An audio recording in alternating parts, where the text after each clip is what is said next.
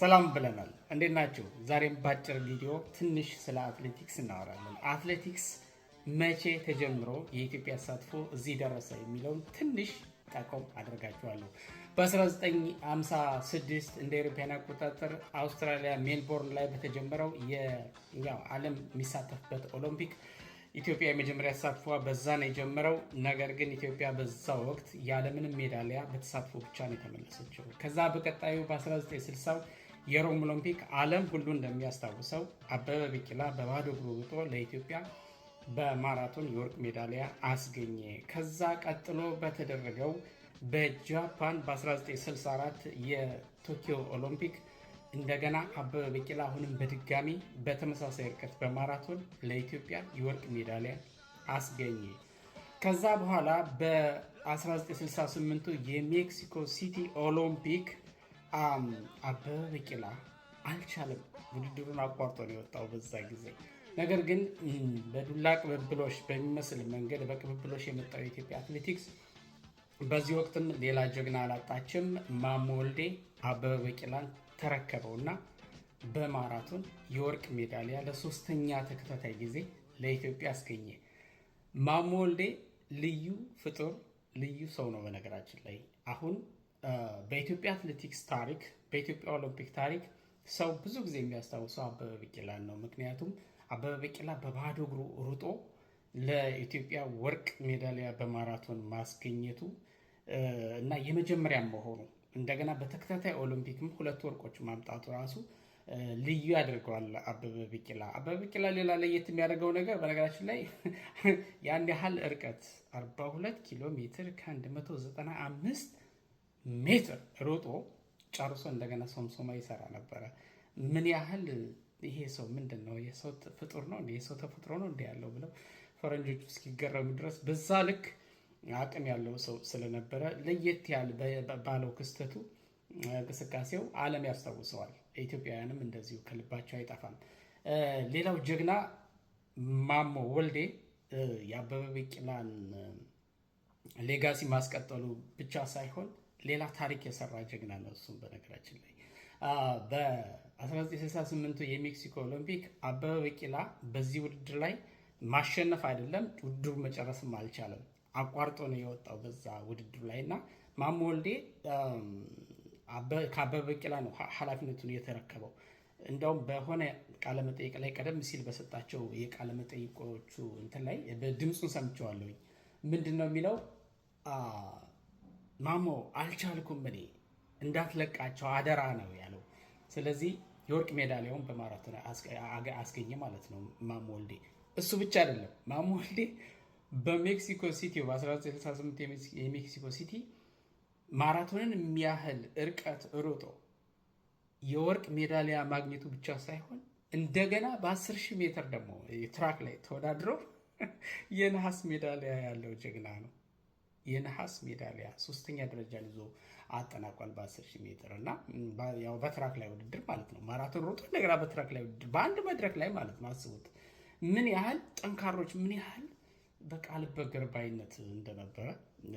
ይሄ ውርስ ነው እንግዲህ እየመጣ በተለይ በእኛ ዘመንም በነ ኃይሌ፣ በነ ቀነኒሳ፣ በነ ስለሺ፣ በነ አሰፋ መዝገቡ፣ ሌሎቹም ያው ሚስተር ሲልቨር የሚባሉ አሉ። ለምሳሌ አሰፋ መዝገቡ በኃይሌ ዘመን ብር ነው፣ በቀነኒሳ ዘመን ስለሺ ብር ነው። እንደዚህ አሉ ከጀርባ ወርቁ ለመምጣቱ ትልቁን ሚና ሲጫወቱ ነበር። ለምሳሌ ማስታውሰው 2012 ለንደን ኦሎምፒክ ላይ ጥሩነሽ ዲባባ ወርቅ ስታመጣ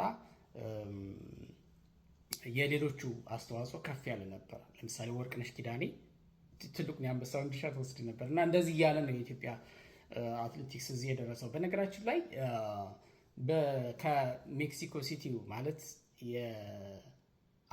ማሞ ወልዴ ያንን የወርቅ ሜዳሊያ በማራቶን ካመጣ በኋላ እና በ10,000 ሜትር እንደገና የነሐስ ሜዳሊያም ደግሞ ካመጣ በኋላ በ1972 የሙኒክ ኦሎምፒክ በኢትዮጵያ በጣም አደገኛው በጣም መጥፎ ቢባለው ውጤት ነው ወርቅ ያመጣበት መድረክ ነው እሱ በነገራችን ላይ እና እንደዚህ እያለ ነው እንግዲህ እዚህ ድረስ የደረሰው።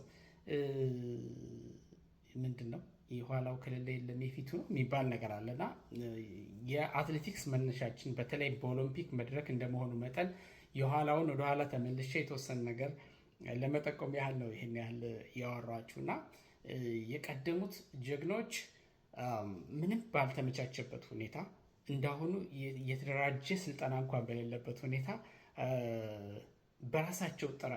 በራሳቸው ጥረት ያስገኙት ድል በጣም ትውልድ እየዘከረው የሚቀጥል መሆን አለበት። ድሉንም ማስቀጠል አለበት ነው ብዙ ጊዜ እንደምንለው እና አሁን አትሌቲክሱ እንደገና እየመለሰ ወደታች ሲመጣ በተደጋጋሚ እኛ እንድናወራ የምንገደደው የነዚህን ታሪክ እየሰማን ስላደግን የነዚህን ታሪክ እየሰማን የአትሌቲክሱ ላይ ፍቅር እያደረብን ማለት ፍቅር ማደር ማለት የግድ መሮጥ ማለት አይደለም፣ ግን አትሌቲክሱን ማድነቅ መደገፍ። እኔ አሁን የስፖርት ጋዜጠኛ የሆንኩት አትሌቲክስ በጣም ስለምወድ በውድድር ወቅት የሚዘገቡ የሚሰጡ ስሜቶች አሉ፣ ኢንስፓየር የሚያደርጉ ብዙ ቃላቶች አሉ። በጋዜጠኞች በነደምሴ ዳምጤ፣ በነጎርፍነህ መራ፣ በሌሎችም አንጋፋ ጋዜጠኞች የሚጠቀሟቸው ቃላቶች ነበሩ፣ አነሳሽ ቃላቶች። የሚችል ሯጭ እንዲሆን፣ የማይችል ደግሞ ቢያንስ ይሄን ስራ በሙያው እየደገፈ እንዲቀጥል የሚያነሳሳ ነገር ነበር እና ይሄ ሞራሉ፣ ተነሳሽነቱ፣ የሀገራዊ ስሜቱ፣ የቲም ስፕሪቱ ምኑ ነው አሁን እየጠፋ የመጣው እና ይህ ታሪካዊ ድላችን ከሙኒክ ከ1972 የሙኒክ ኦሎምፒክ በኋላ እንደገና ተመልሶ እያንሰራራ መጣና በተለይ በኦሎምፒክ መድረክ የማራቶን ድል በአብዛኛው ለኢትዮጵያ ነው። እውነት ለመናገር በቃ አብዛኛው ለኢትዮጵያ ነው። የተወሰነ 3 አስርት ዓመታት እንደዛ አካባቢ በእርግጥ ጋፕ ፈጥረን እንደገና በገዛኸኝ አበራ ነው የተመለሰው የኦሎምፒክ ድላችን። በነገራችን ላይ ለጠቅላላ እውቀት እንዲሆናችሁ በአሁኑ ሰዓት የወንዶች የኦሎምፒክ የማራቶን ሪከርድ በኢትዮጵያዊው ታምራት ቶላ የተያዘ ነው። በ2024 በቅርብ በፈረንሳይ ኦሎምፒክ ላይ የተደረገ ውድድር ላይ የተመዘገበ ነው። በዓለም ሻምፒዮና ደግሞ በሁለቱም ኢትዮጵያውያን ናቸው የክብሩ ባለቤቶች።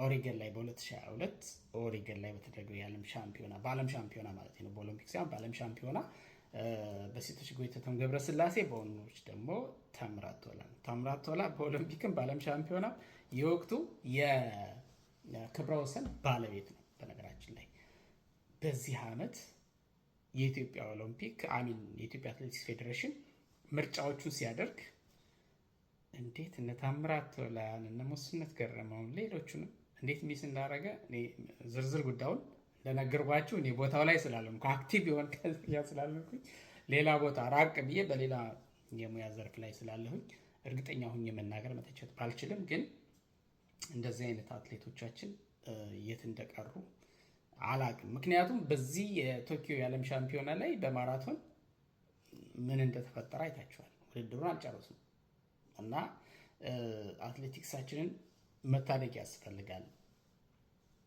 እንዴት አባቶቻችን የቀደሙት ጀግኖቻችን በምን አይነት መስዋዕትነት እዚህ እንዳደረሱት ማንም ሰው መረዳት አለበት። ስለዚህ አትሌቲክሳችን እንደገና ቀና ማለት አለበት። በምንም ነገር እንለያያለን፣ በአትሌቲክስ እና በሀገራዊ ክብር ጉዳይ ግን አንድ መሆን ግዴታ ነው ብዬ አስባለሁ። አሁን እንደ ሀገር በብዙ መንገድ የተለያየን ሰዎች ነን፣ በብዙ መንገድ አንድ አይደለንም። ምክንያቱም ትውልድ ያልፋል፣ ሀገር ግን አያልፍም። የሀገር ክብር ይቀጥላል፣ ለልጅ ልጅ ለልጆቻችን እየቀጠለ የሚሄድ ነገር። ስለዚህ ለሀገር ክብር በውርደት የሚጻፍ ታሪክም የሀገር ክብር ሆኖ የሀገር ጠባሳ ሆኖ ይቀጥላል። በከፍታ የሚጻፍ ክብር ደግሞ የሀገር ክብር ሆኖ ይቀጥላል። ስለዚህ እኛ ባንደሰትበት አንድ ሆነን ልጆቻችን ይደሰቱበታል በአሪፍ ጥሩ በሆነ ታሪካችን። ለዛ ነው እንጂ እኛ ሁላችንም ከሙያው ትንሽ ራቅ ብለን ያለ ነው። ዝም ማለት ይቻላል፣ ግን አትሌቲክሳችን በዚህ ደረጃ መውደቅ የለበትም። ታሪካችንን ማስታወስ ያስፈልጋል ብሎ ትንሽ ነገር ለማለት ነው። ታንኪዩ ስላዳመጣችሁ።